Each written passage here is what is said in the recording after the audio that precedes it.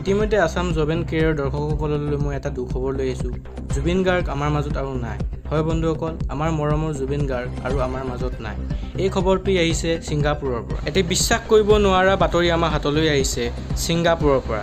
হঠাতে এই খবৰটো পাই সমগ্ৰ অসমবাসীৰ ৰাইজৰ হৃদয় ভাঙি পৰিছে।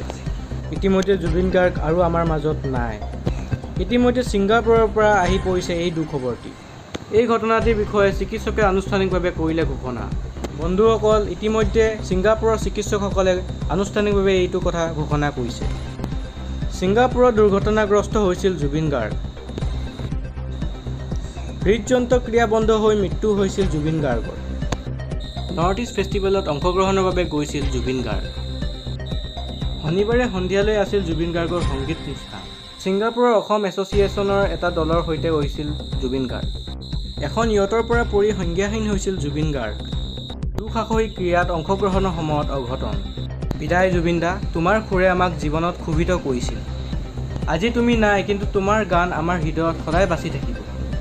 অসমে তোমাক কেতিয়াও পাহৰিব নোৱাৰিব।